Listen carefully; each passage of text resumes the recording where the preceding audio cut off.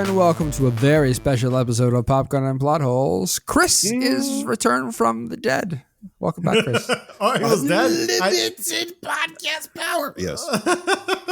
That's the only thing special about it. We have one of the regulars back. Spencer, however, is still trapped in parts unknown.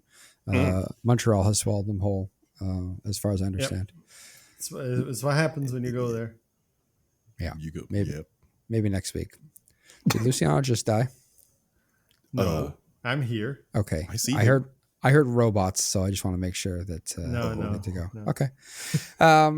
Yeah. So, welcome. This week we are talking about Love Hurts. Last week, Luciano and I did a deep dive into the Marvelverse and where they stand.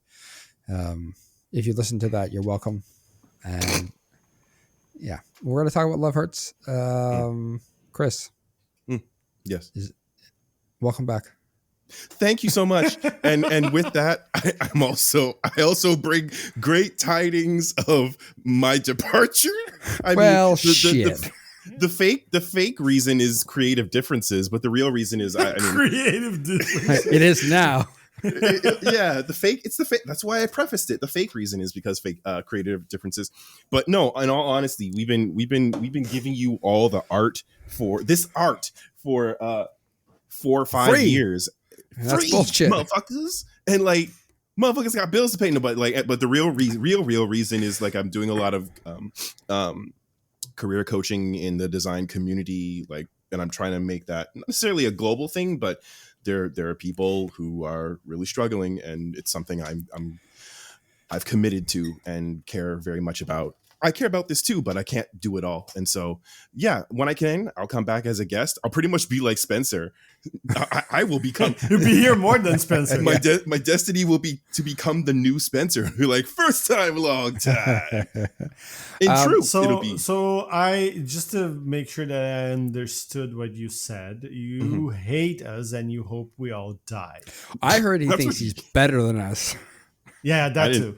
Yeah, that's neither. I can neither confirm nor deny. See, creative differences. I say one thing and y'all try to twist my words. Get the This fuck feels outta like here. creative gaslighting. That's This is what we podcast do here. gaslighting, y'all. You're welcome. Well, fuck you for leaving us. Yeah. We hope you fail at I all will your too. future endeavors, and you come The crawling lines, back. listeners, Yeah. they care Now, very just so deeply. that we can say no. Yeah, This is their way of expressing fare thee wells. Yeah, No, that's- this is our we're stuck in the anger stage of grieving. yeah, we're never leaving. And we're never leaving. Perpetual anger. Yeah. No, but seriously, Very Palpatine of y'all. good luck. We'll miss you. Yeah. We're happy to miss take you y'all back too. when you're around, and we'll make sure to choose. Only poor movies, but we already do that, so that won't change. It won't change much. Yeah. Yeah. It'll be fascinating to see who you replace me with too. I'll be like, who AI. is this? Yeah, we're gonna make your voice into an AI. So Oh, I do not consent. I do not. No. It's fine. Considering the way you do ratings and the way AIs hallucinate, it will be as if you never left. No one will tell the difference. listen, you may What have have I said done? you don't. You may consent, already be AI. but I'm just gonna delete that from the podcast. Chris has been AI the whole time. AI quit on us. That's how bad this podcast is. No, That tracks. God. That would track. Yeah. Fucking AI. All right. Well, let's not belabor the point. Chris is dead to us, but while the king is still here and not dead, long live the king, and let's knock out what could be a very exciting movie. We don't know. You'll have to listen to find out. And that movie's Love Hurts. It is. Listen, I'm not going to say anything bad about this movie right away. I'm just going to say the Property Brothers Vehicle? Yeah. it is the Property That Brothers guy, vehicle. the karate guy, was one Drew of the Property Scott, Brothers. and Yeah. I want to say his brother's Adam Scott, and I know that's not true. But He's on Severance. His brother's on Severance. Somebody got severed. it is the Ki Hugh Kwan movie vehicle. Yeah. I wanted so desperately for this movie to be good. I really like him as an actor, and I really enjoyed his Renaissance. I just Don't actually, bury the lead. Don't bury the lead. I was gonna say I finally got around to finishing Loki season 2, and I really enjoyed his run as Ouroboros. He did a great job. I have to watch it still. Yeah, So good. highly recommended. Yes. So let's stay positive. everybody gonna go in their own room as always. One nice Mm. positive thing about this movie. Mhm. Mhm. Chris, why don't you go first? Thanks. For starters, I mean, it was kind of an interesting 1-2 punch, like being targeted for like the Valentine's Day crowd, but then action slightly. I can't pin it right now. It's not noirish, but it has it's sort of leveraging that structure where it starts in this like odd setting, and we have this character, but then the whole like that their entire violent past comes back to haunt them. To me, that felt like a really nice not callback, but nice homage to movies that leverage that approach. I liked it. And Ke Huy Quan, love him. And I honestly liked everyone in the cast felt like they earned their place there. And like, even though the pacing was too, well, except for Merlot, fuck him. But even though the pacing was like pretty fast, I understood why. And so for those reasons, the cast, the lead, and what they were aiming for, and like the pacing in terms of just like, okay, not all action, but like office goings on with Ashley and shit, I was okay with it. I'm like, okay, I'm quitting. I'm like, why is this here? But I'm okay with it. And so yeah. What was the one thing you liked about this movie? Yeah, The one thing I was liked gonna about this movie, it's already AI. Yeah. It's already giving more than we asked for. but I'm trying to give it my 110%. The one thing, so I named a lot of things, but Yeah. it's by far Marvin's character and his not just earnest, but his commitment to holding on to his dream of being normal, like his arc. That's what I'll say. I enjoyed his arc. I liked Okay. that. Like it seemed genuine in the beginning, middle, and the struggle, and then the end. Sure, that I liked his arc. I'll allow I it. did. I don't have anything to say about that currently. Catch me in a few minutes after we've all given like things we like in this movie. Outside. I'm going to go next because I told Luciano what mine was, and I don't want him to steal it from me. Wow, that you think I would do it? Y'all see the creative differences I already? do think you would do it because you're a fucking monster. I enjoyed the fight scene between Knuckles and Marvin at the end. I think that was pretty fun and pretty well. It was a good fun. choreographed. It was fun. Yeah. It was probably the only fight in the movie that actually like worked for me and made sense, other than Knuckles throwing in the "you never beat me at a fight" thing just before the fight starts. To Don't positive. Stay positive. Positive. I'm positive. I hated that part. Stay but up. You gotta stay The up. fight. The fight was well done. I enjoyed that. It was a nice climax to the movie. Luciano. I just liked Ashley as a character. Mhm. Just the vibe. Like she gave off the actress that was doing it, I don't remember her name, but she gave off Leo like Tipton.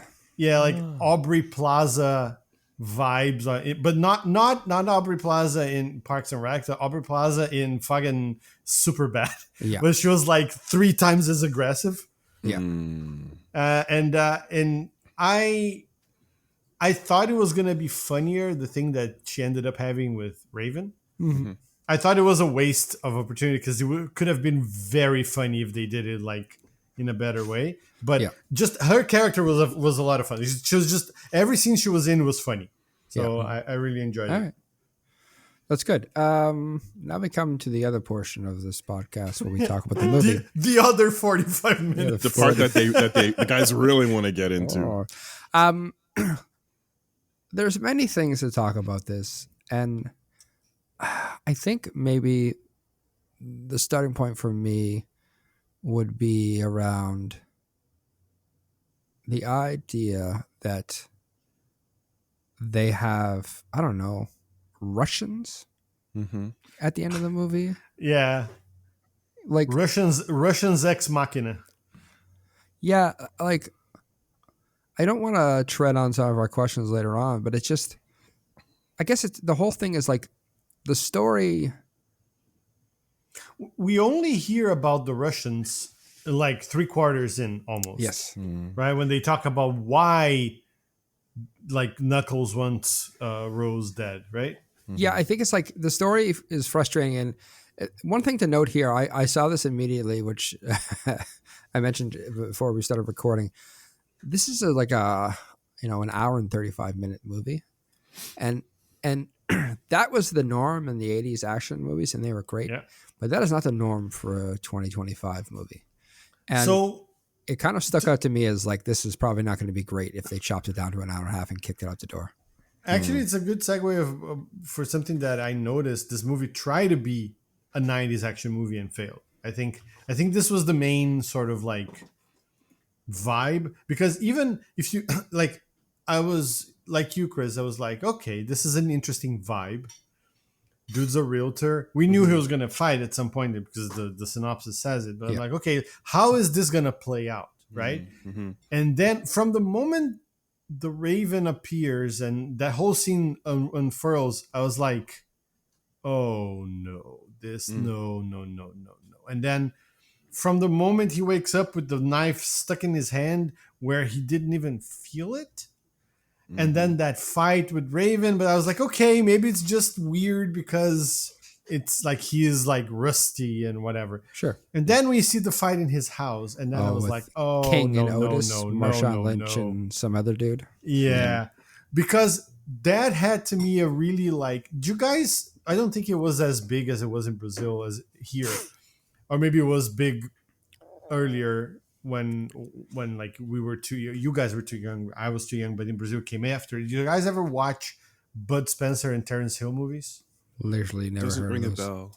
Yeah, so it was this because it was really big in like the late 70s and early 80s, so which means it got to Brazil like later. Okay.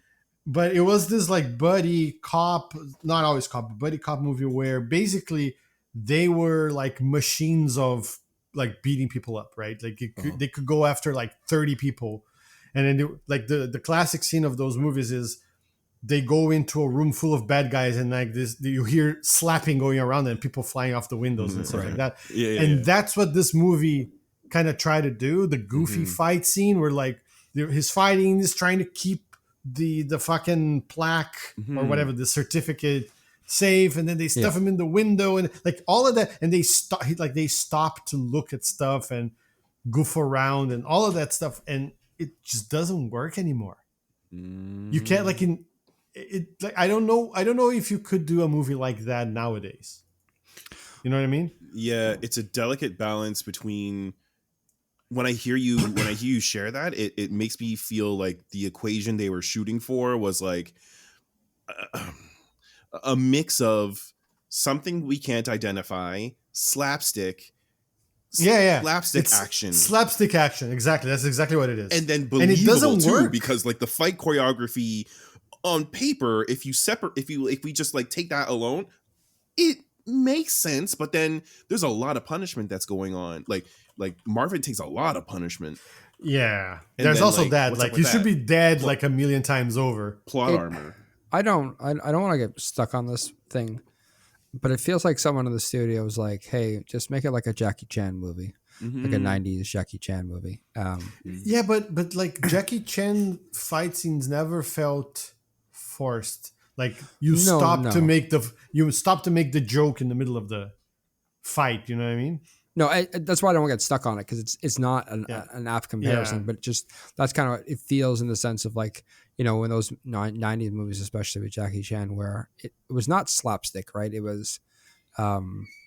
It was right? physical and it was funny, but it wasn't meant to be slapstick. It was serious.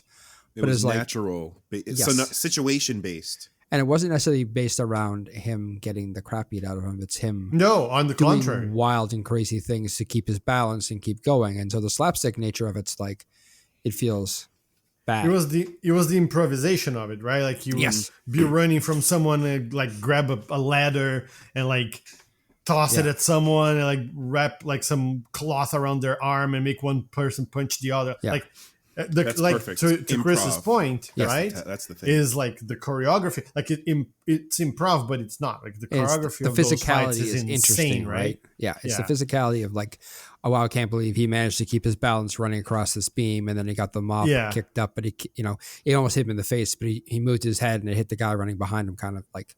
It's just the fun of how is he going to get out of this, right? And so it's not an apt comparison, but it feels like some studio head was like, let's make this action comedy into more of a Jackie Chan thing. And so when you have an action comedy, you need to have the comedy. And so I think they try to trade on the idea that Marvin is going to get the crap beat out of him, and that's going to be funny. I don't really understand why that continued so long in the movie. Like a little bit, because you're just like, he's like you said, he's rusty with the Raven. But like when the guy shows up to his house, it's like these guys like they throw him in a fridge, they throw him like power bomb him through a stove. Like the physical toll just doesn't make sense. Yeah. Like double tackled him and like spits up blood. Like he should have been seeing stars, and then they should have had him. Yeah, sure. And that's also the thing. Like where, like on both ends, the fight could have ended because someone was like ridiculously injured, but they just get up and continue going. And another thing that bothered me is how inconsistent it's almost like it's not that he's good or bad at his job as like an assassin or a fighter. It's whatever the scene thinks it should be. So. To me, the best example is the start of this scene at his house, right? They're the two guys, King and whoever the other blonde dude is. Otis, yeah. So they're trying to kind of surround him, right? So Otis comes in through the back door. He immediately reacts by throwing the thing in the middle of his forehead, right? And it's like, oh, okay, now we're gonna get some cool fight scene. And then the very next beat, he turns around and he waits for King to break down the door, take 2 steps and pistol whip him. And he does nothing. And I'm like, wait, like it's one or the other. Either he has these like superhuman reflexes from being like an assassin for so long, or he's an idiot that waits for some big dude to come in and pistol whip him in the face. Like it can be both. And it happens like there are other situations when it's fighting the Raven again, and when they're fighting at the fight at the house is like one of the most insane scenes I've ever seen. Nothing makes sense in that scene. Like the two guys get sliced like they were fucking like holiday turkeys, and they still they're like talking. I told you, bro. I told you should take you back, bro. I fuck you. And then like taps him too, and they're like no pain. Like it's like a cartoon. Yeah, exactly. This bleeds into one of the biggest things I noticed. Hey, it bleeds into it. Nice. Yeah, right. Well, thank you. I'm a professional after all. But it frustrates me because this movie wants to be violent, but has no idea how to use violence, and so. Raven has these massive blades that he pulls out of his boots and attaches to himself. And he cuts these guys and nothing happens. But then when they kill Samwise, a.k.a. Cliff, they show the super impervious boba straw jammed into his eye and then like blood draining out of his eye onto the floor. And it's like, what purpose? Like I love a violent movie, but generally they serve a purpose. It's like, this is just nonsensical as to when the violence amps up or it doesn't. Yeah.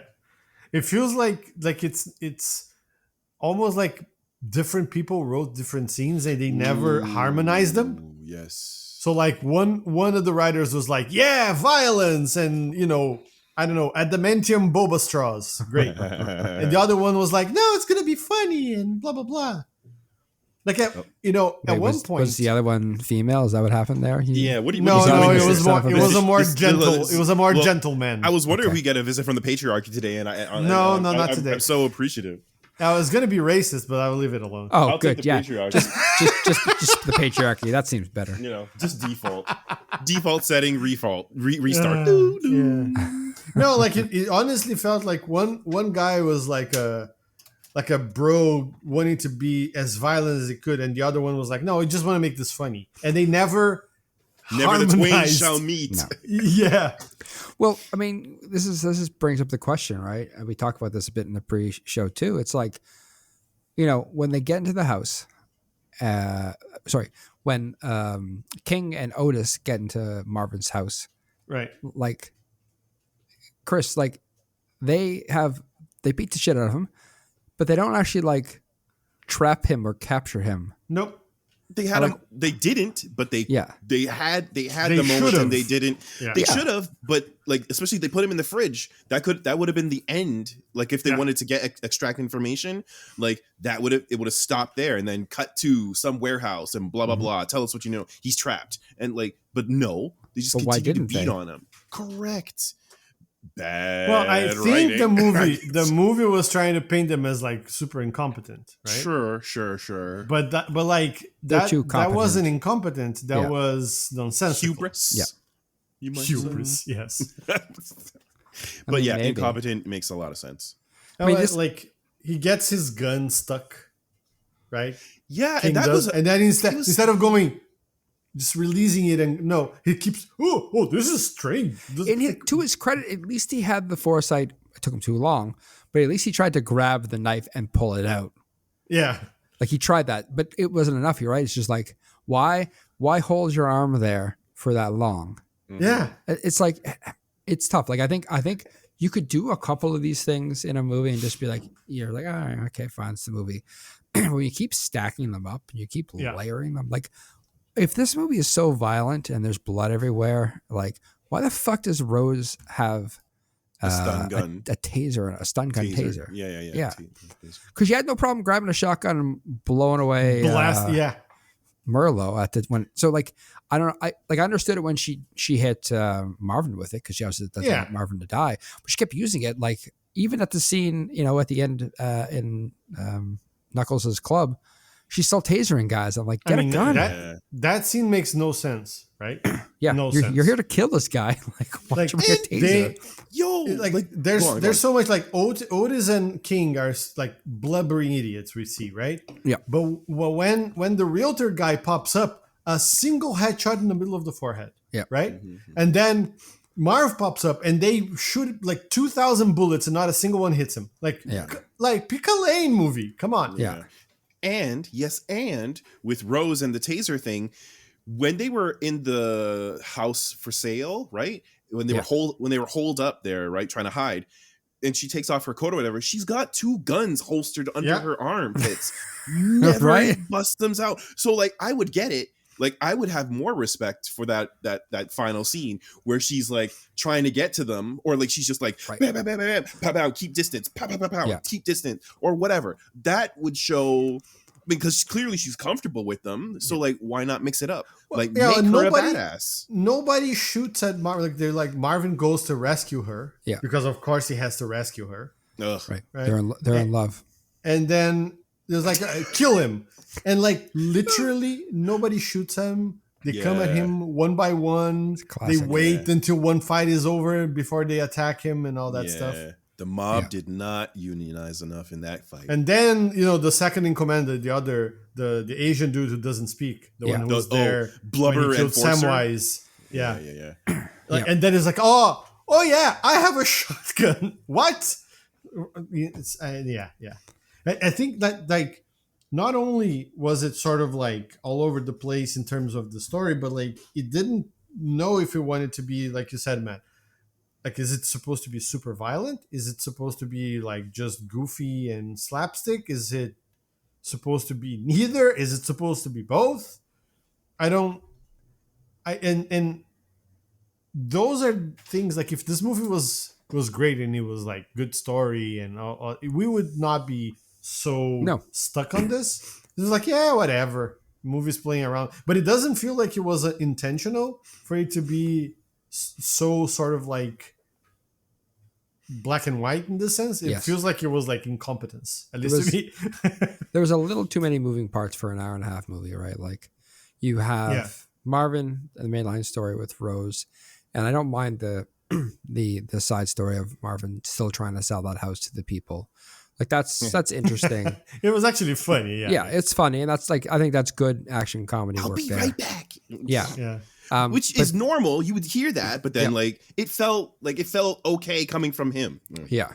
But then you have the entire Merlot storyline. Merlot, Kippy, Otis, and King. And that whole thing, like, I understand it's like, because she didn't steal, they stole, but like spending all the time dealing with them just was like boring and kind of was extra confusing. And then you toss in, again, I don't mind the Raven and Ashley thing. I think it's fun, but now you're pushing yourself to, what's that, 4 storylines in an 1.5-hour movie? Yeah. It's a lot to not connected to each other almost. Yeah. That's the worst part. Yeah. So it's like it's one too many storylines, and I would just chop, Merlot because he sucked. He was probably the worst actor in the movie by a mile. And that's saying something because Marshawn Lynch was a football player. Knuckles too. Yeah, I expected more from Daniel Wu, to be honest. Yeah. Daniel Wu as in like director Daniel Wu or as an actor Daniel Wu? Oh, actor. I thought you meant director. Sorry, never mind. Okay. No, Daniel Wu was Knuckles. Okay. Alvin. What? Yeah. Like anyway, what else has Daniel Wu done? Like my computer is fighting me, which is why I lost my background. I'm afraid to check anything right now. Yeah. Do any of you know what else he's done? Let me look it up here for you. Okay. I've got it. But yeah, like I when he appeared the first time drinking boba, I actually wrote down. It's like, oh, first of all, the first thing I wrote down was like, wait, one guy is called Marvin and the other one is called Knuckles. Yeah, because that was obviously before I heard that it was. But I was like, so is Marvin Sonic or is he Tails? Like, what's happening here? Yes, but I also wrote down he's a really bad actor too. Daniel Wu, you might know him from such places as Gul'dan in the Warcraft movie. Oh, really? Oh, no. That's a while back. More likely you would know him. I did see that movie, though.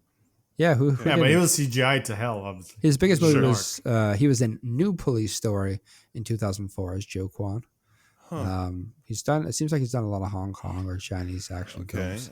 He can fight for sure. Yeah. He's got, yeah. He was in the TV series Into the Badlands as Sonny. He did 32 episodes there. Shit, I still need to go into that series. Okay. Tomb Raider as Lu Ren. He was in Geostorm as Cheng Long. Okay. He's all right. He was really bad in this movie. He was.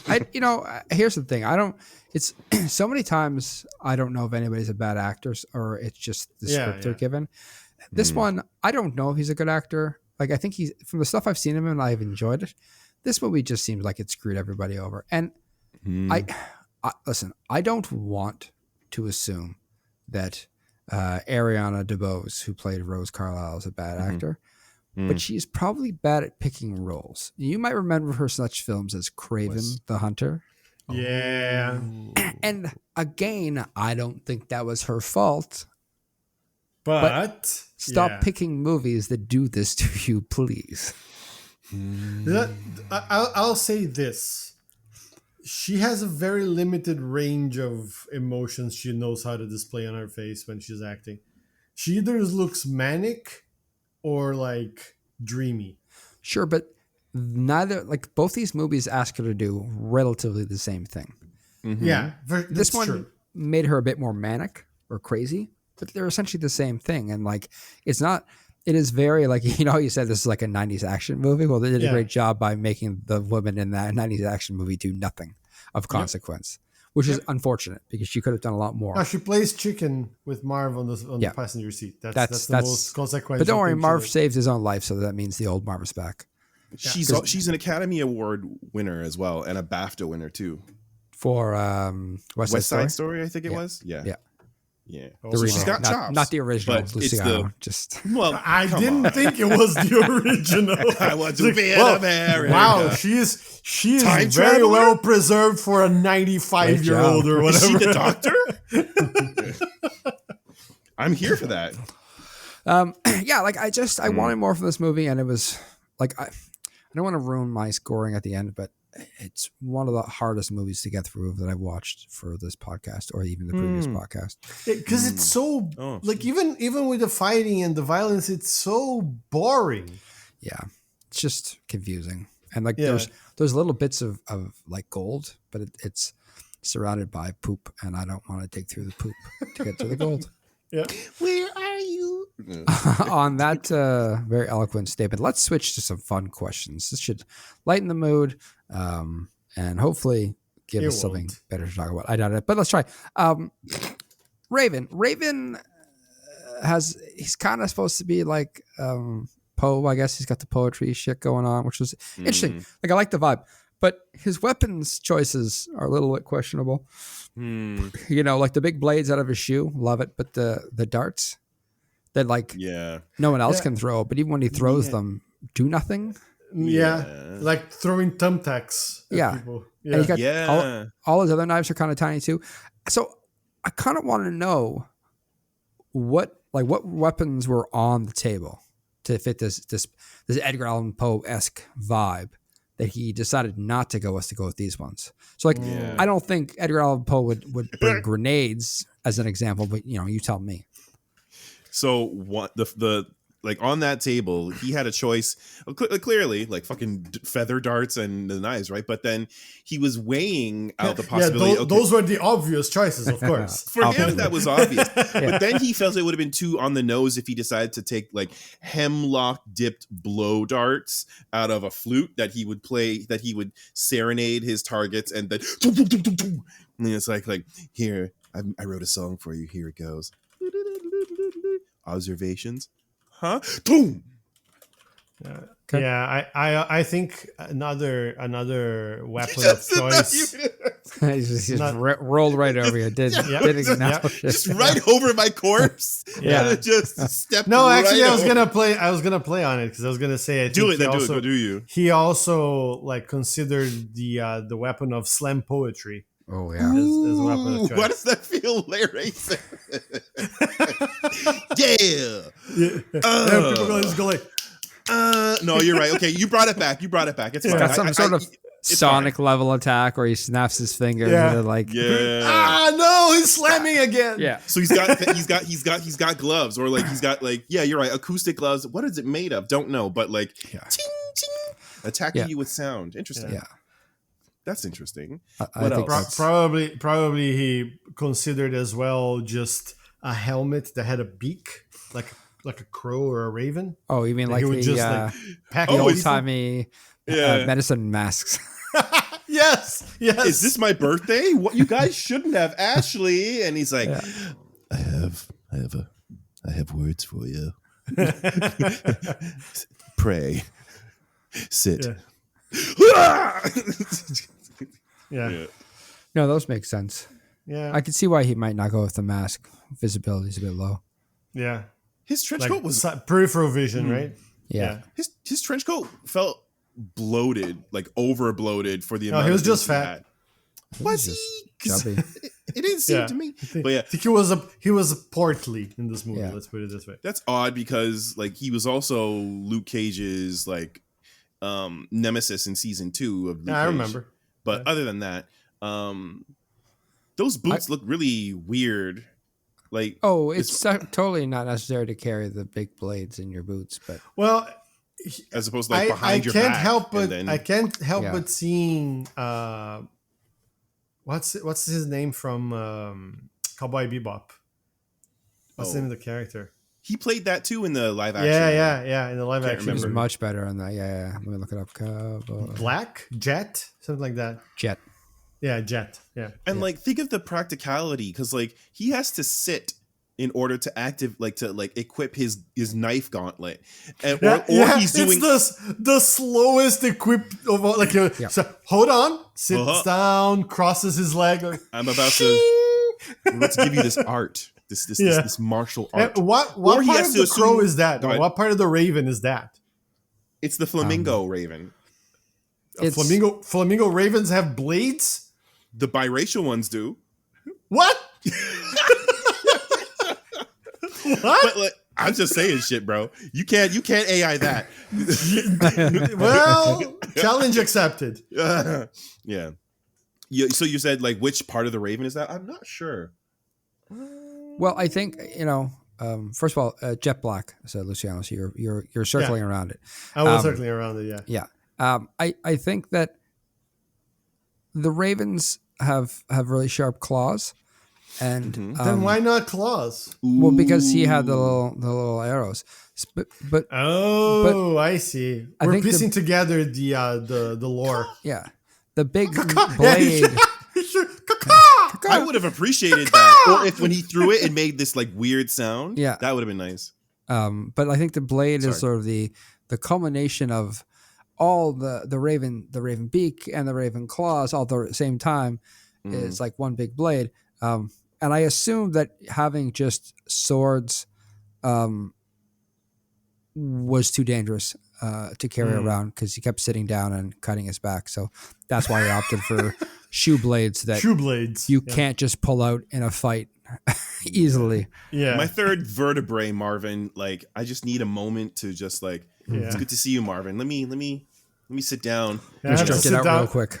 Yeah, I need to sit down to equip this because my sciatic is killing me. Yeah. Correct. All right. But why? And then there's also the missed opportunity. There's also the missed opportunity. When you have like such beautiful hair as ravens, there was nothing in it. Like, I'm gonna take every opportunity. Like you touched on like the claws, right? But then there's also the similar, and Marvin used it in the kitchen with those steel scrubbers. Right. Raven. Oh, that was such a The cool ninja, part of that scene. it was cool. Yeah. Like ninja gear, they had like the climbing apparatus like that goes around with like blades and stuff. That would have been dope too. So like, what if like Raven was completely disarmed, but he's like, nah, bro, shing, and then it's all like it's almost like Tiger or maybe Claw Raven style. Click, ah! What- Right. That would be Ima- great. Imagine if you went like that when he was fighting. And I think it I would wrote make a sense soliloquy. Yeah. that when he shows his little claw things, it's actually pictures of Edgar Allan Poe, just to tie it all together. yes, I get that. I vibe on that because like if he's revealing it, what if they like were like almost it's like Assassin's Creed. Sorry, frog in my throat.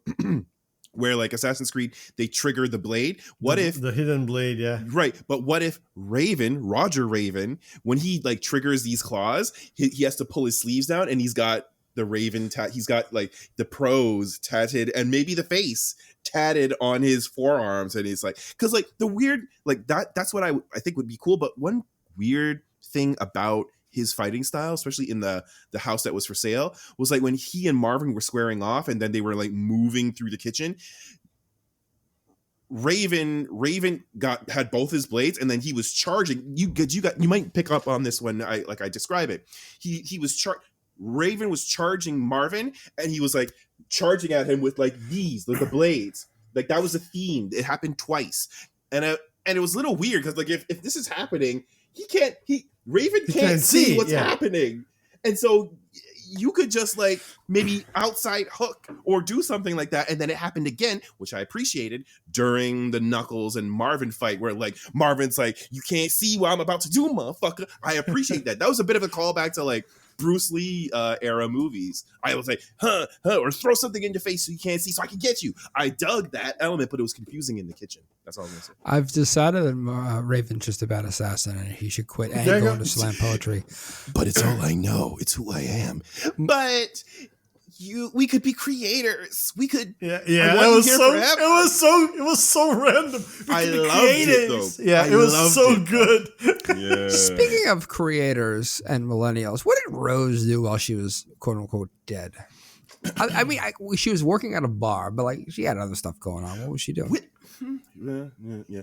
Gun range. Why? No, with gun range with tasers. You mean taser range? Taser range. Yeah. So what you need to do is you need to make sure you make full contact. If you run out of the ammo strings, right? Make sure you go full contact. And here's how you torture if you want to extract information. You see, you just diz and you get it close. And then you get what you want. Why is it a Southern person teaching her? Don't Because worry taser about it. power. That's right. Literally in this case. Yeah. That's right. Meanwhile, the neighbors are like, "What the? It's the third Thursday in a row where suddenly the power drops." Mm-hmm. And it's also shooting the power lines with the fucking taser. Yeah. Most tasers are rechargeable. You would think that lithium ion is a reliable power source, but if you buy now, I'll throw in an AC powered taser that you can plug in. I can't guarantee it won't knock your. I won't guarantee that it won't knock your power grid out. Like you're about to blow a fuse or four. Not even, USB-C or something. Just straight AC. Straight on the mains. Yeah, straight on the mains. That's that's what happened in Texas that True year. Taser power. This does seem like working with this Taser Power gentleman would take up most of Rose's free time over the last like 2 or 3 years to really. Because she's not a weapons master, so to speak. Like, she's getting training and she's smart. Used to be a lawyer and she was putting the pieces together. But like, wait, she used to be a lawyer in this too. Yeah. Just like it was like the least lawyer of all the lawyers. I forgot about that. Yeah, she was a lawyer in Craven. So what? I assume she also took some remedial like art classes or maybe like scrapbooking classes in order to get calligraphy her like too. Remember? yeah, calligraphy to send the notes and to like make the Valentines and have her like little Pepe Sylvia wall where she had all the plans wrapped together. Oh yeah, she took a course with that dude from the meme where he's like, you know, the one from with the strings that she took a course with that guy. Yeah, and I'm pretty sure she also and I also believe she might have dabbled in some origami because there was some three dimension to that's true within each card, and I was like, oh, that's crafted. She have those like locked and loaded? Like this was all part of her plan? She like carefully. She went to a high intensity Hallmark course. Yeah, she cared. a 2 day what is it? A 2 day weekend sprint. Yeah. Course intensive. Oh shit. Okay. No, I think we nailed that. I think that makes sense. Yeah. Hey. Also, I'll let it go. But there's one more thing she could have done, but I can let it go. No, we're letting it go. Darn it. I want to talk about Marvin. So Marvin quits, Marvin. The sequence of events as the movie is told is that Marvin takes on the job to kill Rose, and then once that's complete, his brother lets him retire from being an assassin and lead a normal life. And they don't ever really explain why. But so Marvin goes into real estate and he loves it. That's a big theme of the movie. But like he didn't just pick real estate off the hop, right? Like what else did he try before? Impossible that was the first one for sure. Yeah. So what else did he try before he got to being a real estate agent?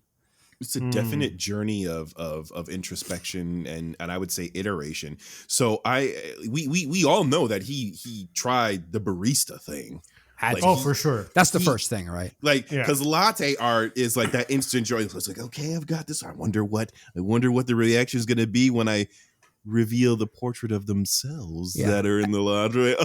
And like all true monsters who get coffee, you don't acknowledge it and immediately put the lid on. Immediately put a lid on. Yeah, so that's got to be soul crushing, right?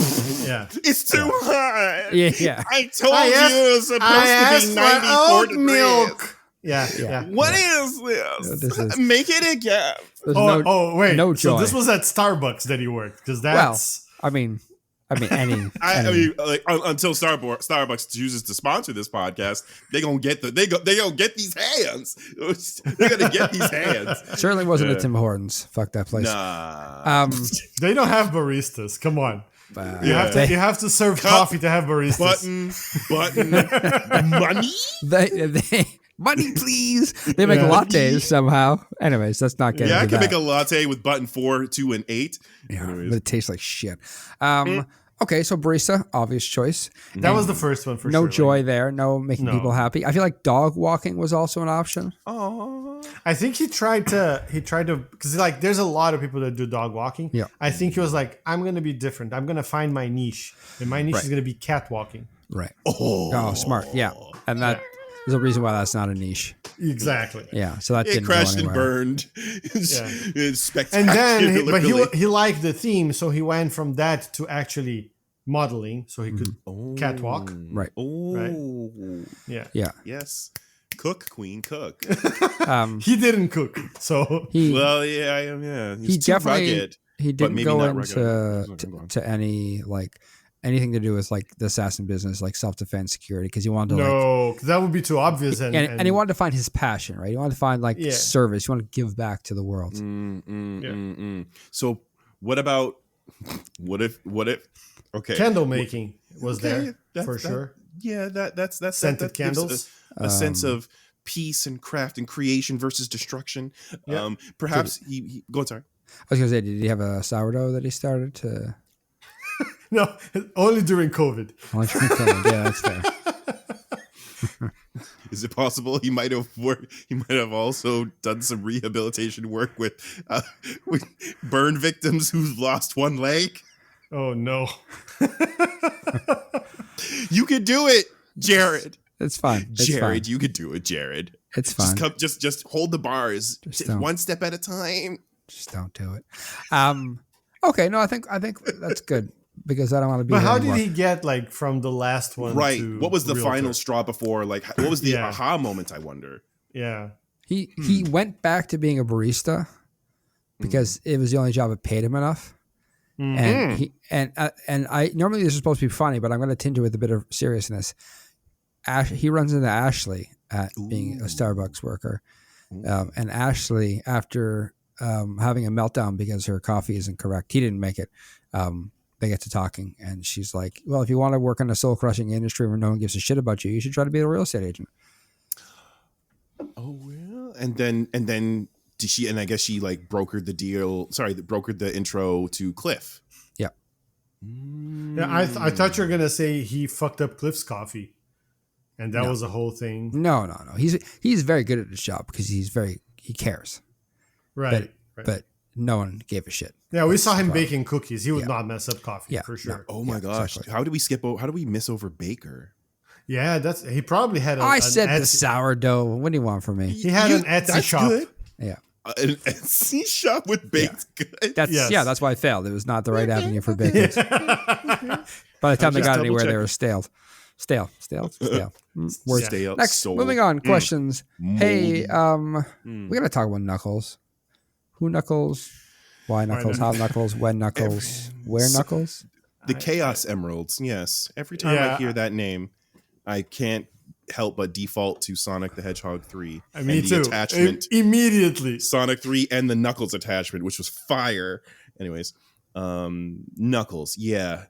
Where does one begin? He wears a lot of ascots. Well, what's his Yes, business? he does. Is he? What's the deal with Knuckles? Is he trying to take down fucking Fred from Scooby Doo? With the scarf? Yeah. And his neckerchief? Like neckerchief. Merlot neck accessory seems to be such a theme in this movie. Merlot has that dumb necktie as well. Anyways, oh yeah. Yeah, it's a thing. Maybe their gang is called the Tie Gang or the Neck Gang. Tie game feels a little racist, sir. What? You said it. 2 for 2 so far, sir. You did. I didn't go there. They were wearing ties. You concocted it, and your execution and elocution, sir. You called them the Tie Gang. I didn't do shit. You. That's not the tie I was mentioning. I was mean. But you said Tie Gang. It's not my first language. Okay. Well, still. Still, bro.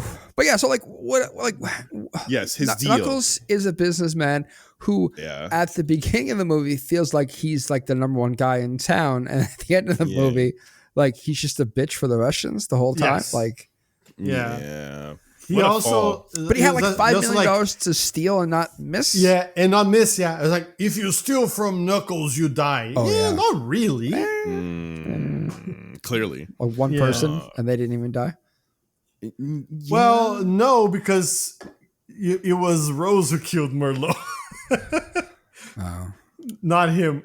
Yeah. So, no, not even then. Okay. Yeah. No, he's totally off brand. I think he's like, like Tony Soprano had this aspiration of being a big time, like Five Families, New York mafioso, but he was just some dumb shit from New Jersey. Yep. I think it was the same vibe. Like he thought of himself as this big triad gangster, but he was like not that at all.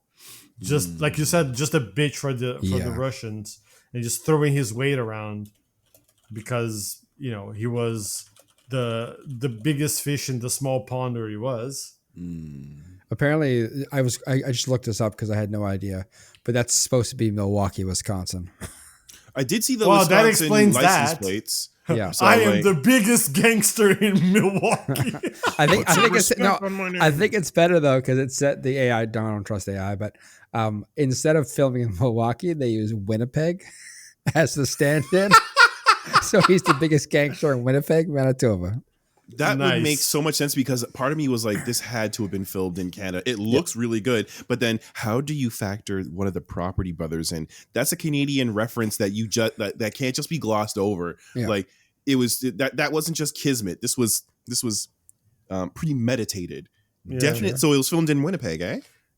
Yep. But even so, like, okay, he's Thank set you. in Milwaukee. It's like, oh, he's a huge gangster in fucking Milwaukee. Look who The outskirts of Milwaukee, hilarious. because we never fucking go in downtown as far as I can tell. That's true. It's always in the suburbs. Oh, I was kidding with the Tony Soprano thing, but he's the Tony Soprano of Milwaukee. Like, how pathetic is that? Damn. Yeah, that's his deal. real and bad. then- Yeah. How I don't even know how big Milwaukee is, but then is it divvied up across like between the different gangs, like the Russians? No. and I guess- What gangs? This is in Wisconsin. but What do they sure. deal? Cheese? Probably cheese is money, bro. So He's got you there. Man's got a point. But like the thing about it, maybe it's just because of the movie and the story itself, but like from beginning to end, Knuckles is the guy, air quotes, big air quotes. He's the A guy. lot of them. But yeah. then based on like when we get to the end and Rose like reveals that she set it all, like she put it all together, it made me feel like the Russians were always within striking distance. And in my mind, it made me feel, because I don't really understand the geography of Milwaukee, but like it made me feel that the Russians, and it just made me feel like there were other presences in this city. And there was I just felt a little, not confused, but like, You sounded confused disappointed. now. No, I'm just trying to formulate it, right? It was off-putting because, well, if it's Milwaukee, Wisconsin, and were the Russians just like waiting for the call and hanging out on the outskirts, like outskirts, it's just like, No, as the we opposite. break it down, it feels weird to me. I think the they were opposite. in Milwaukee. Sounds weird. The Russians were downtown. They had a footing. They had a presence, right? Yeah. Well, I think listen, I don't want to get too far into this movie, but Sure. the Russians run Milwaukee, and Yeah. Knuckles had a footing in the suburbs. Okay, then. And so he That- dealt with them because they didn't feel like they want to come up to the suburbs. They just let them have it, but they had a deal going. And then anyways, blah, blah, blah. It was this thing. Milwaukee Yeah. has about 580,000 people, give or take. So a huge market to be working out of. That's a lot of drugs, apparently, or It something. sure What do they is. even push? Like, what do they even push? Hey, man, this is my podcast. And even though you're I'm quitting, sorry. you don't get I'm to ask sorry. questions. Yeah. I hear you. But cocaine. Next question. Hey, Chet and Sherry. Chet and Sherry are the couple that are trying to buy the house that gets destroyed by all of the hitmen like, or assassins. Yeah, don't worry, Spencer. It's fine. And I want to know why Chet and Sherry deserve to have their house destroyed. Oh, muffins. Well, for one, she hugged the fucking washing machine. I think that's enough of a Yeah. reason. But That was odd. And then why would was Chet? very Why would Chet assume that the chair was coming or not? Like, why would it? If you don't like the chair, man, just throw it out. Why? Like, I'm not feeling the chair. Can we? I'd like to negotiate a different. This isn't right. Admittedly, I haven't bought a house, but my understanding is that in most cases, you bring your own fucking furniture. yeah. Correct. And if you don't like the furniture that comes with the house, it's yours. You fucking sell it. Yeah, it's your True. Yeah. And usually, because I've gone through this a few times, like over my life and with my family and stuff, houses and condos and whatever, they're staged. So when Yes. like what you're buying is just a version to give you a sense of what it would feel like. So Yeah. like, it's very so like, I don't. They Like, they deserve it because they're dumb. Weird. Weird. They're the patriarchy. They're the they deserve to have their house shot up and destroyed because they are the Starbucks customers that want Ooh. you to make the drink at the perfect Yes. indicated temperature with only 2 milligrams of cinnamon. I said 2. Yeah. Yeah. I don't want this. And Sherry I'm could not paying taste- for it. when it was 2.1 milligrams. Yeah. Why? Are you trying to poison me? Why? Chet, can you believe this guy? Yeah, You're exactly. trying to hurt me. What are you gonna do about it? Well, honey, I mean, I can't. What do you? I can't. I'm I not can't feeling just- this chair either. you know, I don't know. I what didn't to want, do. honey. I'm still sitting. Yeah. Yeah. He's You on the know phone my with legs. her. He's on the phone Oh. with her because he's still at the house sitting in that chair. I hate this chair. I can't get out. Oh my god. Yeah. Yeah, they monsters. Monsters. Definitely deserved it. Hey, quick question. I'm curious if this movie would be any different if, I don't know, say we changed the title to The Real Estate Agent and it starred Jason Statham. Jason Statham is the realtor. Yeah. He it's a will real set thing. you up with the house, all right. Yeah. I thought I told y'all to be quiet. Yeah. That's pretty good, actually. Yeah, it was. It was. You just have to call someone a fit bird and you're done. You expect you I lost it. I lost Yeah. it. Yeah, I know.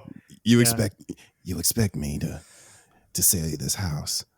No, I mean, it's I don't have, if I figured out like there's only so much Yeah. improv juice I've got and I used it up there because I was trying to think of like what would that conversation be like was I thought got it was great out. line. I thought it was out, but brother, I'll be back in. That's worse. Don't. I try. know. Don't try. I lost it in the second word. You're immediately gone.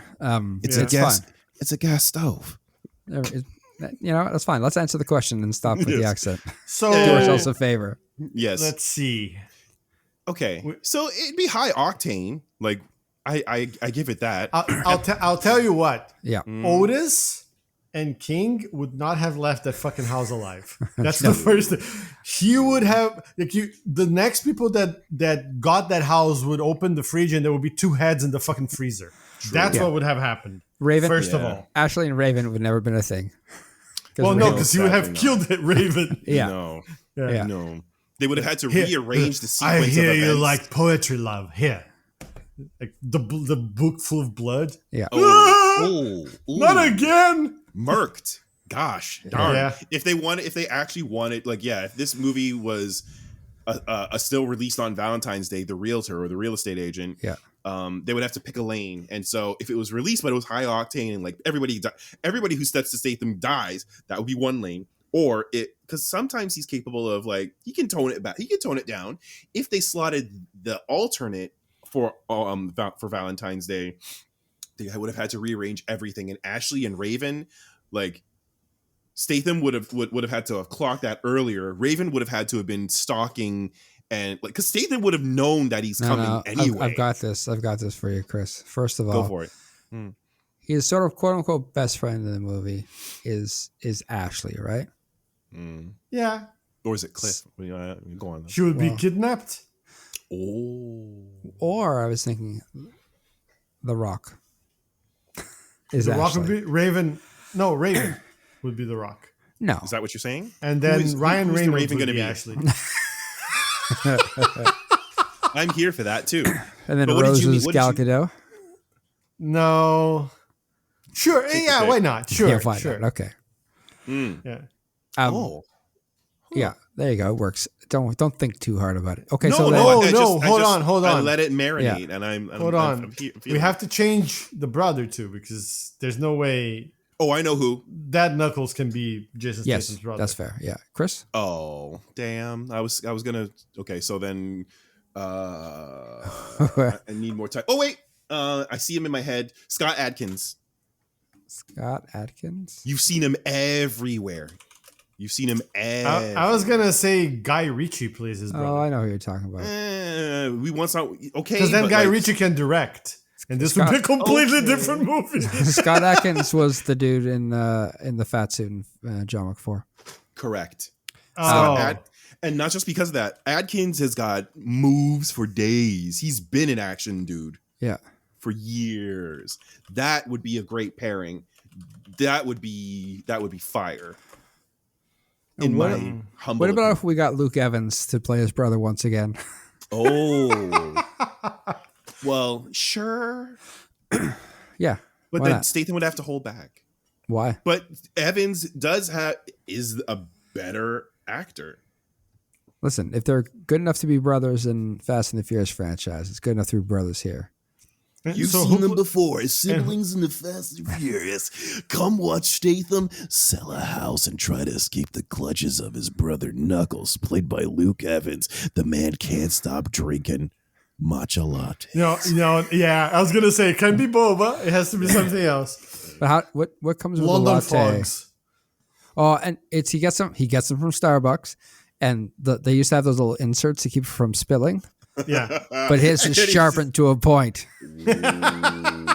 Somehow. No, it's the lid. Like he takes the lid off and he peels it, and then it's like a throwing disc or something. Sure, yeah, that You makes get my sense. point.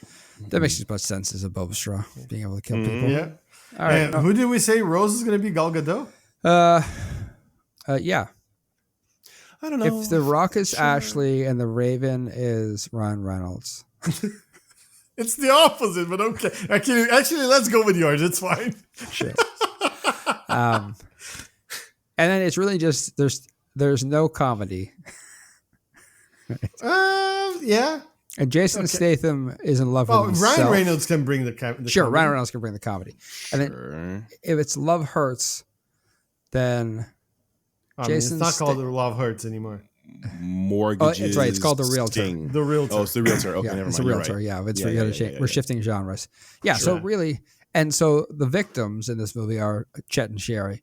They are killed or murdered by Luke Evans and- instantly, and that's why Jason Statham goes to work on taking him because down. it was like, you took my sale away, you That's right. bastard. Yeah, I was trying All to I sell wanted- this house. All I wanted was a Like an- quiet life. Yeah. You took that away from me. it's perfect. The beekeeper, they stole the money from that nice old lady, and then she killed herself. And then a working man, they herself. kidnap his employer's daughter. So you got to have something to bring the heart of gold out of the. You gotta do a fucking Home Alone adult version on the fucking elevator. Yeah, exactly. You get it. Okay, love it. I'd watch this movie. I'd watch this movie too, actually. You can't not watch it. Like Statham is trying to execute on every menial job and turn it into a banger. Yeah. And Yeah. he has.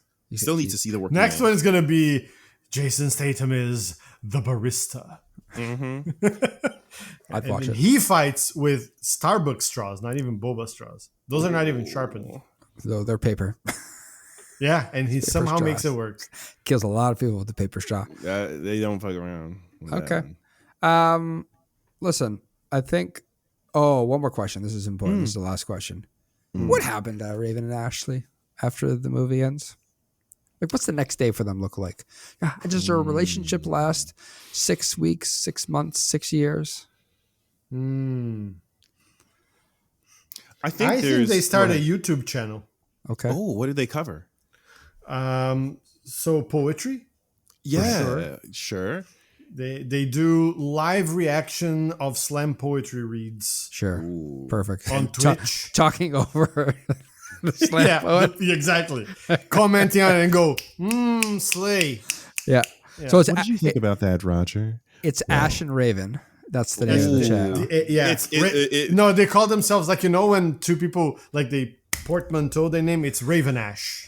Oh, That's the name of his that's darling. And then they have a Redbubble sticker account, and they also are trying to generate like dual income, right? Yeah. Like Yeah, you they have have multiple merch. streams. Yeah. They have merch Right. for sure. Over Redbubble or Etsy, what have you. Yeah. And that way Raven can still execute his own, like make sure that his creative chops are going, flowing, and Well- then like putting onto merch, and then their dream, like they're enjoying this, like they're getting out there and rebranding and like immersing like Raven to like shuffle off the previous persona. And Ashley, I believe Ashley feels that like if he makes this process part physical, like because like this is creating content, right? But like if your hands are not in something, pottery studio. Sorry, his hands aren't in Ashley. I just want to be clear. Not Well, on, no, not I meant on like not to on help him camera. At least not rehabilitate. until they create an OnlyFans account. That's fair. Okay. Well, yeah. shit. No. But I think you're right. Like they start with this like Twitch channel covering slam poetry, and they try to Yeah. create this persona. and they do that whole, poet What's reacts rehab? to, Yeah. you know what I mean? Yeah. But the problem is that no one gives a shit. Yeah. And so eventually Means, they just turned to OnlyFans Yeah. to make ends meet. The ends did meet. The ends meet like a motherfucker.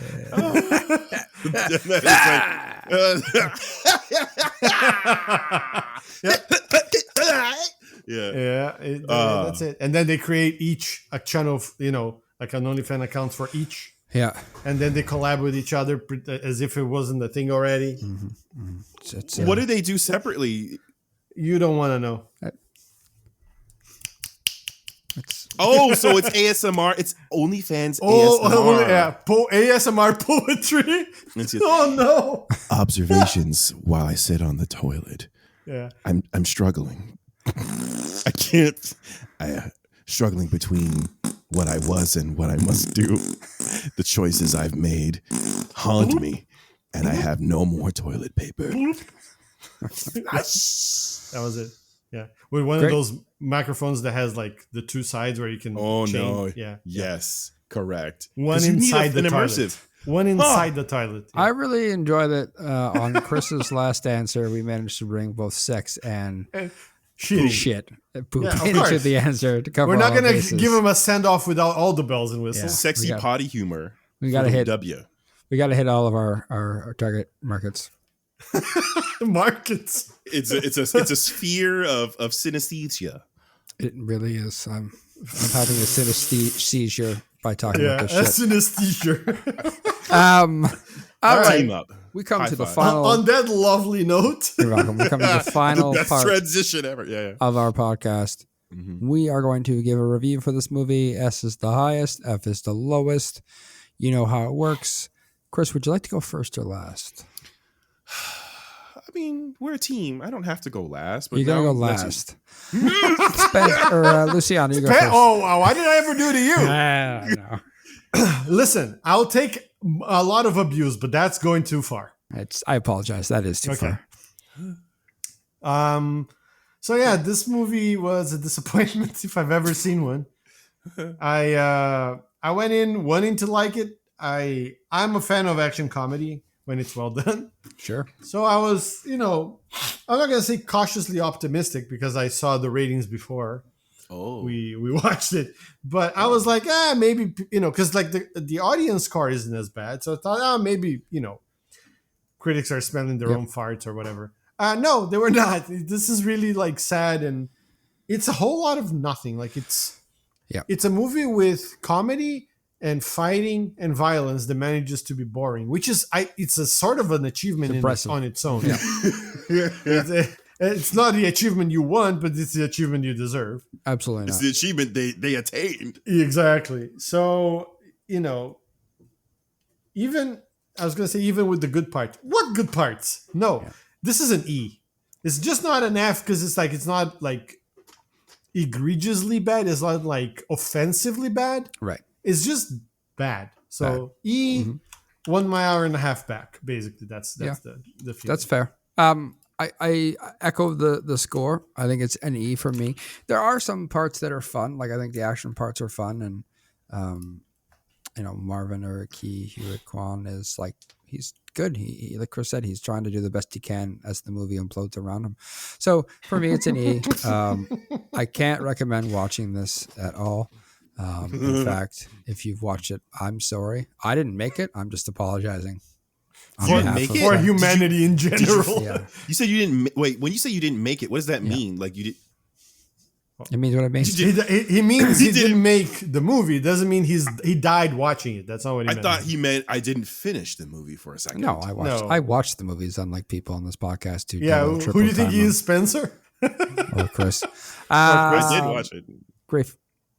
Chris, your review, your final, well, not final, your semi-final retirement Sabbatical review. retirement. Yes. Sabbatical retirement. I guess. Yeah. This movie. Okay. So yeah, I hear everything you guys are saying, and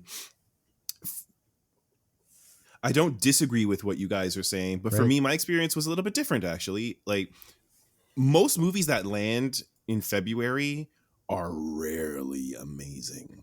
Rarely. I can't think of the ones because I don't have the stats and I don't want to crash my computer looking for them. But like this movie, I enjoyed it. I was actually like feeling a little bad about coming here to shit on it, but like all the flaws aside, the one thing that rang true for me that I found myself like immersed in was like Marvin's love for Rose, and then the blurriness of their scenario, or like would be romance, and I was rooting for them. And then all the other things, oops, sorry, hit my microphone. All the other things that surrounded that, yeah, there was tons to pick at. So I think that I agree with, and that's where I realign with y'all. So for me, based on like Marvin and Rose and like their journey, and then Marvin's like arc that I enjoyed, for me it's a C. I would watch it. I fucking knew it. Well, good. You're welcome. Chaos review with Chris. I've always enjoyed how you get mad at Chris for ranking movies based on his own system. Like, yes, that's illegal. And you should fall in line with the rest of the public. Illegal? Yeah. Well, sir, you can't do anything about it. I know. That's my rating. Yes, we can. I'm the one writing it down. We can do something about it. You know what? I know you said this is your last podcast, and you're right. You can't quit. You're fired. Yeah. But I already sabbatical. You can't quit. You're fired. Yeah. But I already. Yeah. I'll let y'all have that. I'm going to edit this podcast. I'm going to go back, and you're going to say, I'm fired from this podcast instead of I'm quit. Like it'll just the worst cut of all time. It'll be me saying it, but just like in Steve Jobs. So what? You're gonna? So what? You're just gonna fire me? Yeah. No, I already did it. Yeah. So that is Love Hurts. Next week, Spencer hopefully returns. We are going to watch Havoc, the 2025 Netflix release. For those of you who don't know, I believe what's his face? The Australian Tom Hardy. Guy? Yeah, Tom Hardy.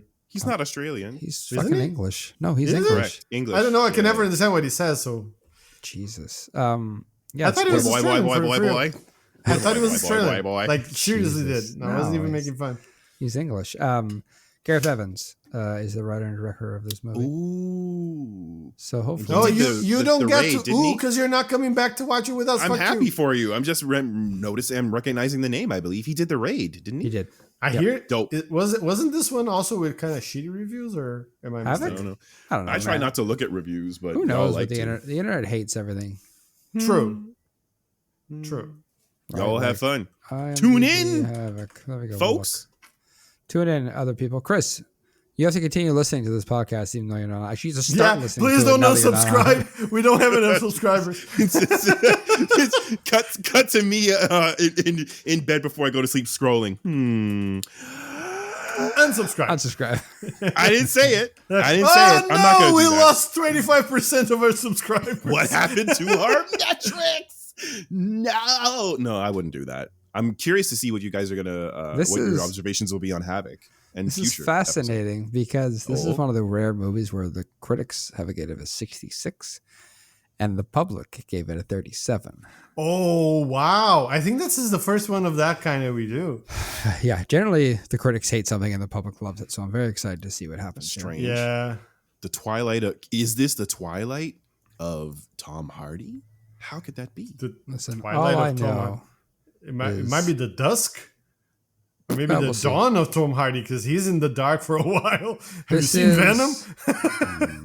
I did.